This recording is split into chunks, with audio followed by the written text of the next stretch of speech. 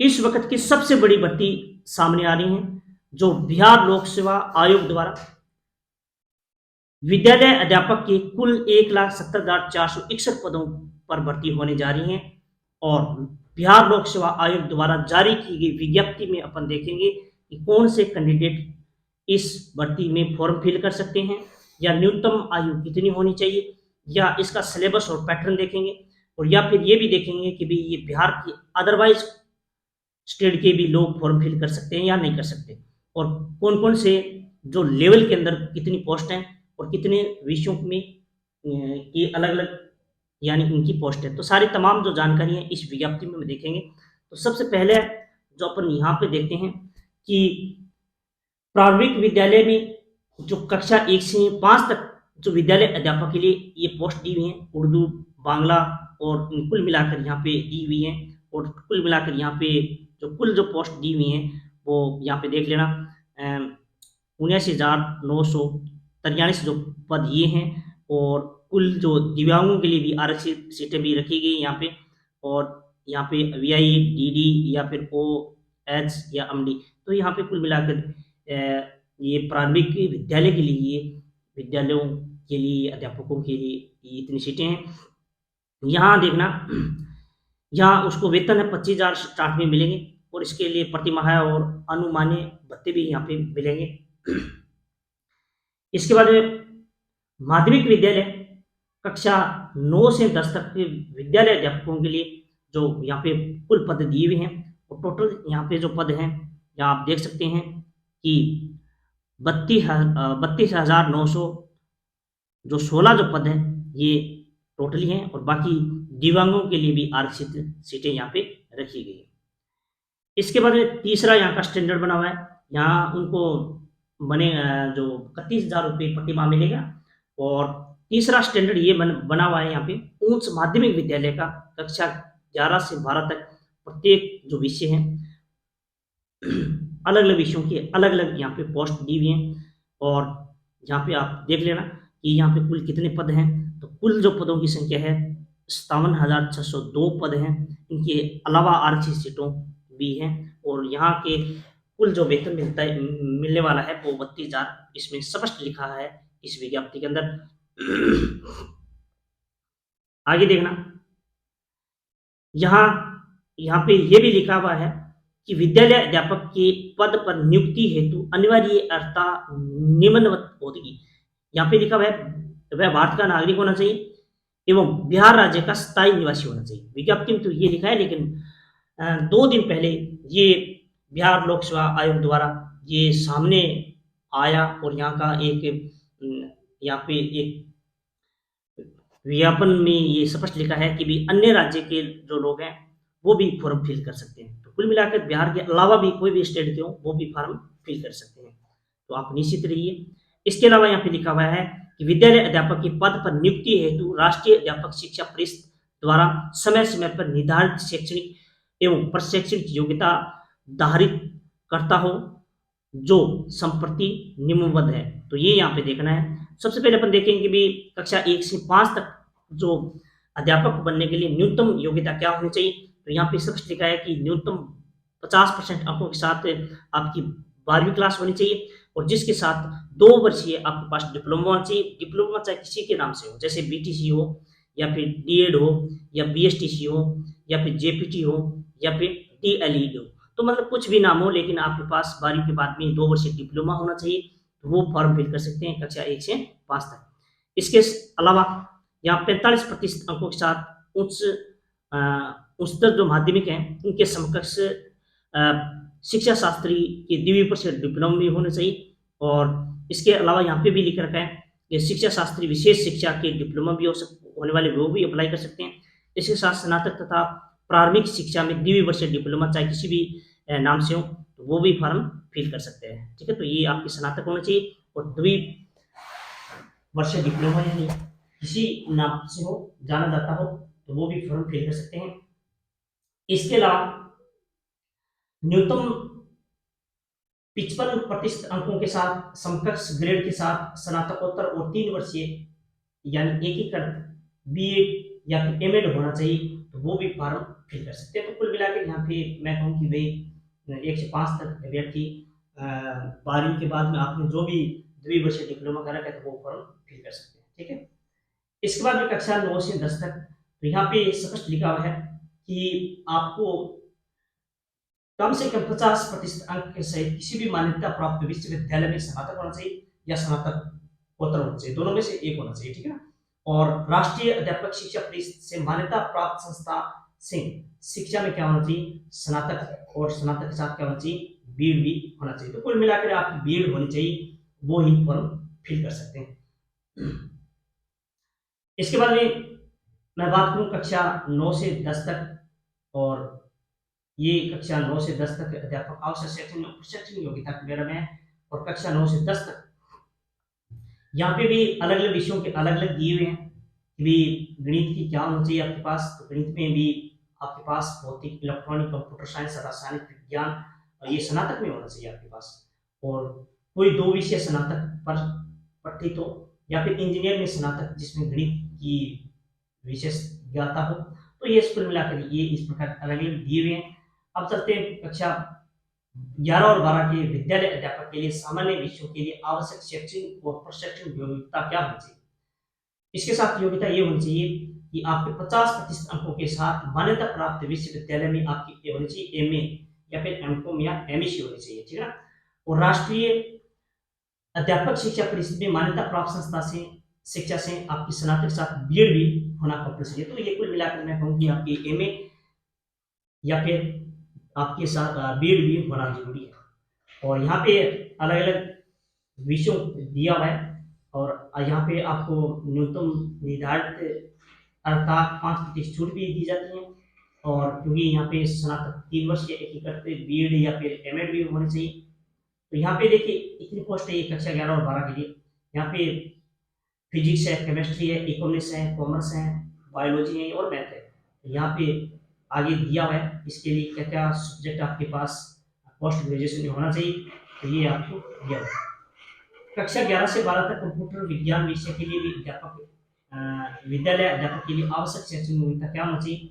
तो न्यूनतम 50% अंकों के साथ निम्न विषय समूह में मान्यता प्राप्त विश्वविद्यालय संस्थाओं से प्राप्त उपाधि होनी चाहिए, या फिर स्नातकोत्तर की उपाधि होनी चाहिए। तो आप किसी भी, मैं एक प्रश्न और बताता हूँ आपको कि या तो आपके पास बीए में कंप्यूटर साइंस होनी चाहिए, या फिर आप पीजीडीसीए जिसमें भी कर रखी है वो भी एलिजिबल है, और या फिर आप बीटेक कर रखी है कंप्यूटर से, तो ये सारे लोग फॉर्म फिल कर सकते हैं। नीचे यहाँ पे लिखा है पोस्ट ग्रेजुएशन डिप्लोमा भी आपके पास हो सकता है, या फिर कंप्यूटर साइंस से स्नातकोत्तर भी हो सकता है, या कंप्यूटर साइंस से पोस्ट ग्रेजुएशन डिप्लोमा भी हो सकता है, या फिर मान्य प्राप्त विश्वविद्यालय किसी भी विषय में स्नातक की उपाधि होनी चाहिए।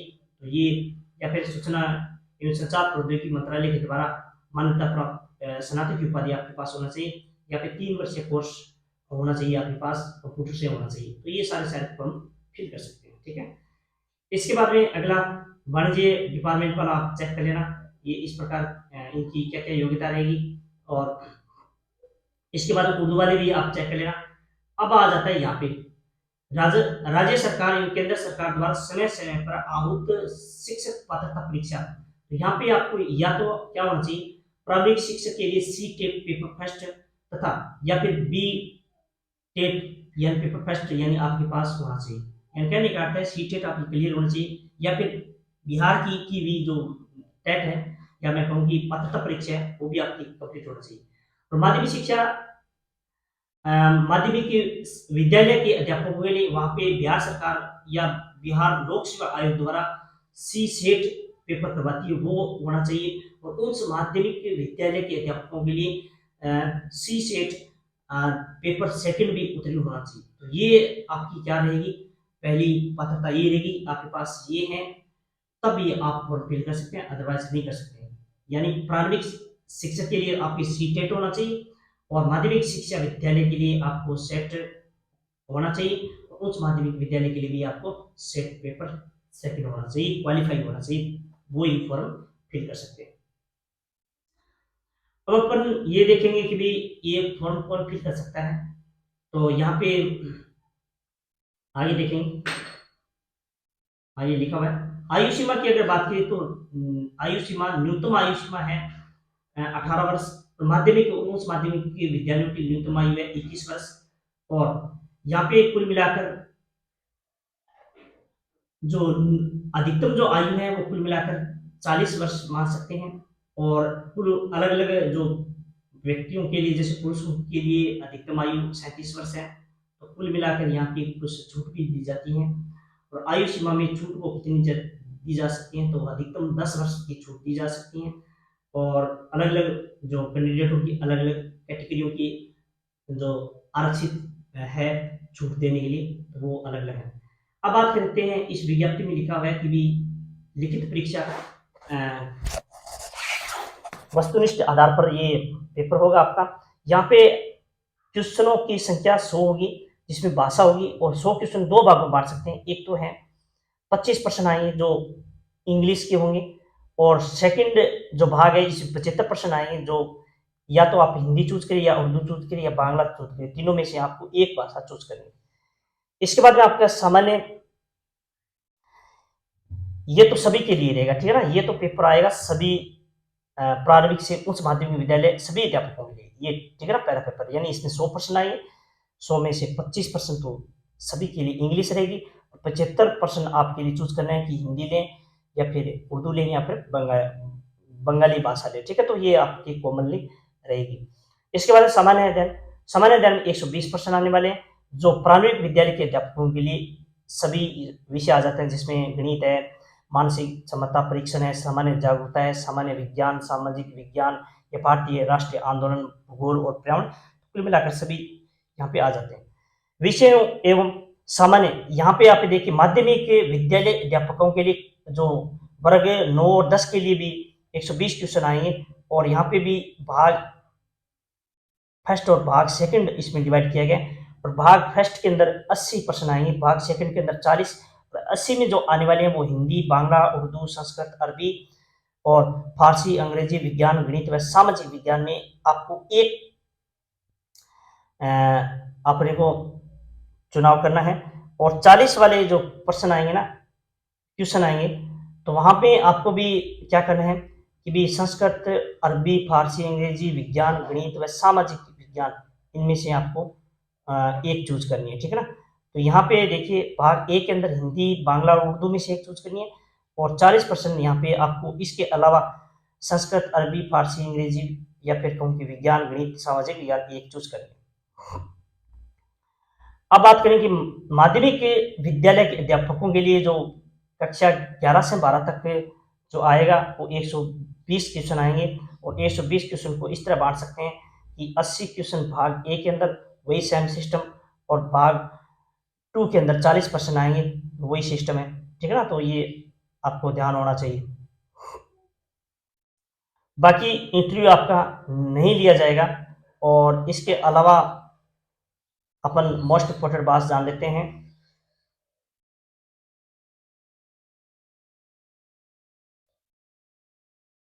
आरक्षण भी दिया हुआ है यहाँ पे, अलग अलग लोगों के लिए अलग अलग आरक्षित जो चीजें दी हुई हैं, आप पढ़ लेना कि कौन कौन से में क्या क्या आरक्षित है। अनुसूचित जाति के लिए, एससी के लिए, एसटी के लिए, तो अलग अलग सिस्टम यहाँ पे बताया गया है।